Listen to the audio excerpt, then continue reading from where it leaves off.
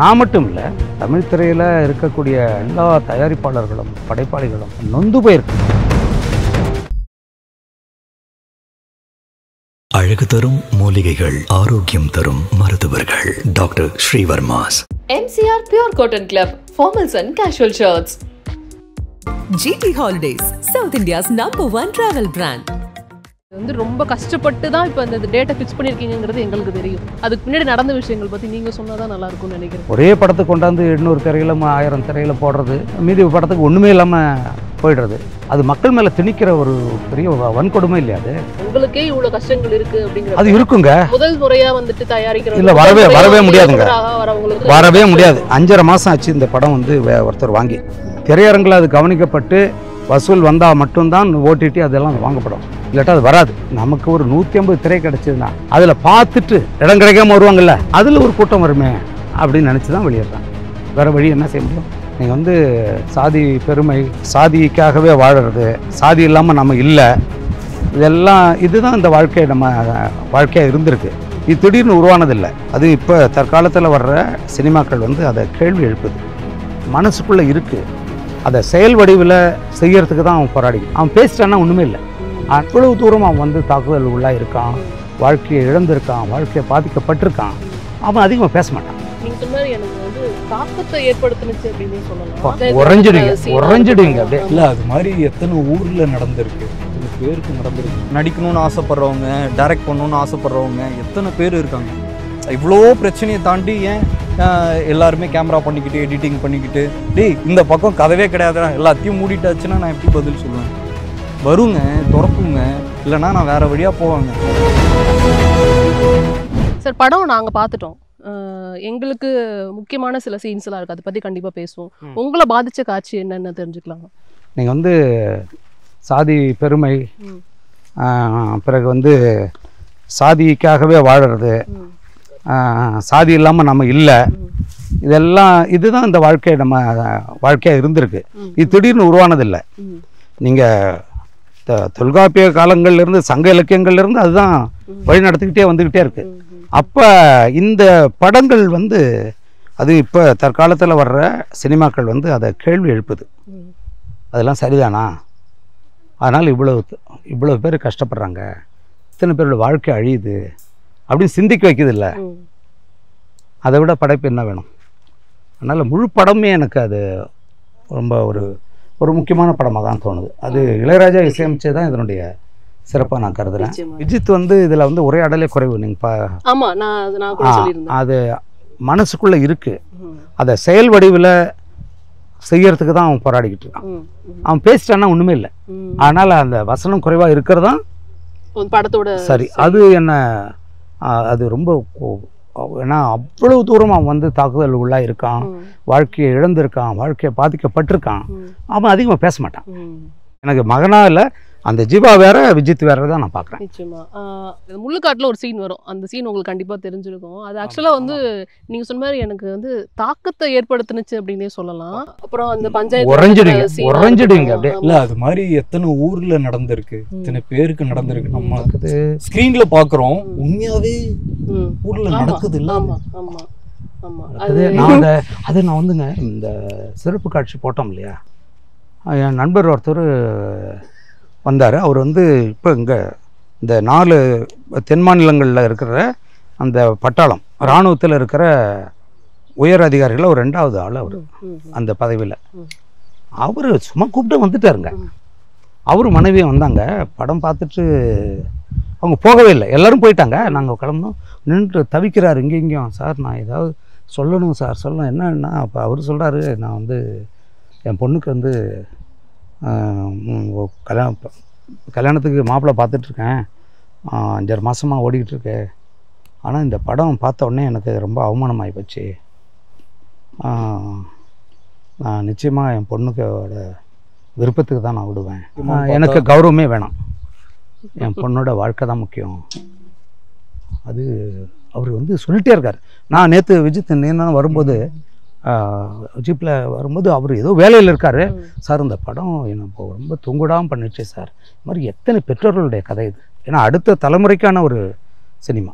அது அந்த அப்படி ஒரு படத்தை முதல் படமாக நம்ம பையன் பண்ணியிருக்காங்கிறது எனக்கு மகிழ்ச்சி தாங்க. இது வந்து ரொம்ப கஷ்டப்பட்டு தான் இப்போ இந்த டேட்டை ஃபிக்ஸ் பண்ணியிருக்கீங்கிறது எங்களுக்கு தெரியும். அதுக்கு பின்னாடி நடந்த விஷயங்கள் பற்றி நீங்கள் சொன்னால் தான் நல்லா இருக்கும்னு நினைக்கிறேன். நான் மட்டும் இல்லை, தமிழ் திரையில் இருக்கக்கூடிய எல்லா தயாரிப்பாளர்களும் படைப்பாளிகளும் நொந்து போயிருக்கான். என்னென்னா அதுக்கு எல்லா காலகட்டத்திலும் நான் கர்மங்கள் கலைகின்றன படம் வெளியிடும்போது நான் சொல்லியிருக்கேன். இதை ஒரே படத்தை கொண்டாந்து 800 திரையில் 1000 திரையில் போடுறது, மீதி படத்துக்கு ஒன்றுமே இல்லாமல் போயிடுறது. ஒரு வளாகம் இருக்குன்னா அங்கே 55 காட்சினா 55 காட்சியும் ஒரே படத்தை பார்க்க வைக்கிறது.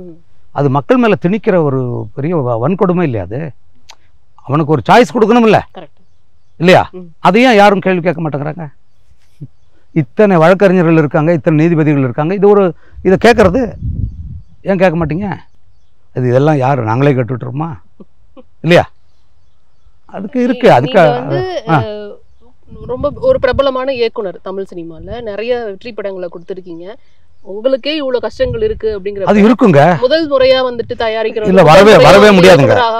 வரவே முடியாது. 5.5 மாசம் ஆச்சு இந்த படம் வந்து ஒருத்தர் வாங்கி அவர் வந்து செலவு பண்றதுக்கு ஒரு 1.25 ரூபா எடுத்து வச்சுட்டார். 1.25 கோடி. அவருக்கு தெரிஞ்சு இந்த படம் யாரும் இப்பெல்லாம் படத்தை யாரும் விலை கொடுத்து வாங்குறது இல்லை.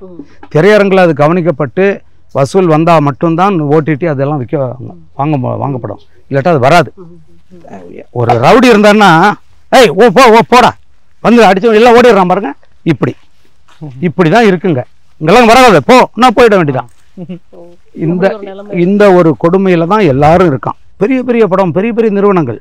அப்போ அந்த நடுவில் ஒரு வாரம் வந்ததுன்னா இந்த 6-7 வாரமாக காத்திருக்கான் பாருங்க.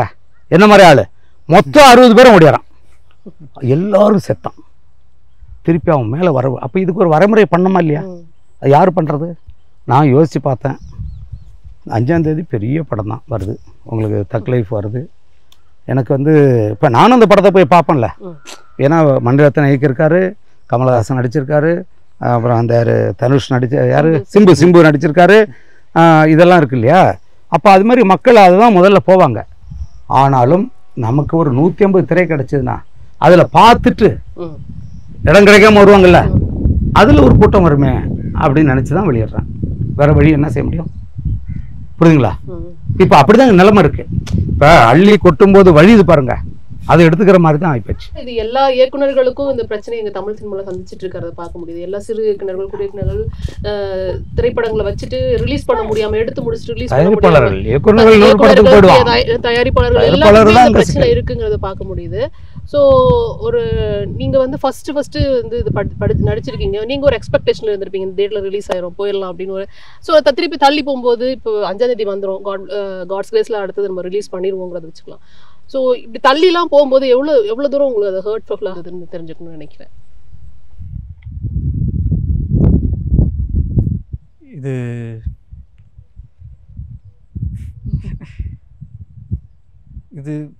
இதெல்லாம் ஒன்றும் நான் பெருசாக பார்க்கலங்க. இதுக்கெல்லாம் போய் பேசக்கூடாது. மாறுங்க, எல்லாமே மாறக்கூடியது. ஒரு ராஜ்யமே மாறுது, எல்லாமே மாறக்கூடியது.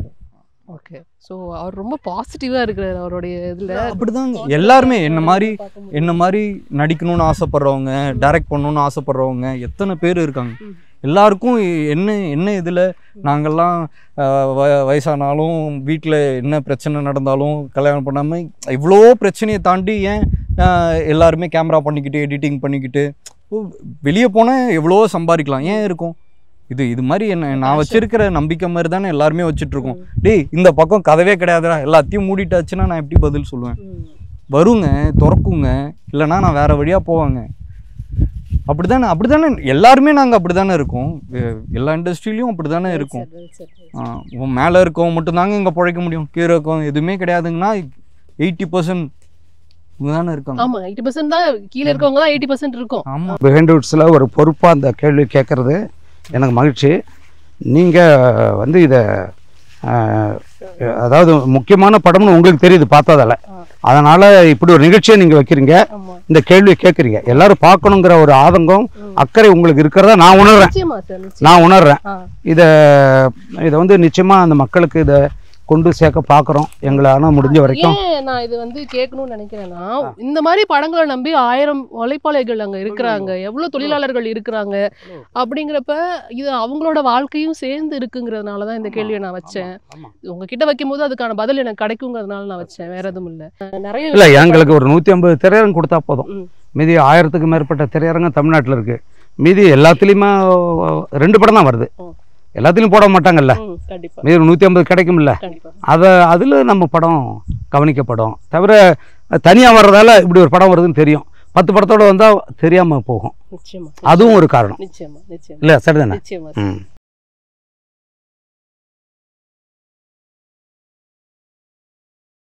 அழகு தரும் மூலிகைகள், ஆரோக்கியம் தரும் மருத்துவர்கள். Doctor Srivarma's.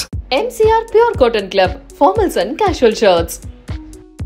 GT Holidays, South India's #1 travel brand.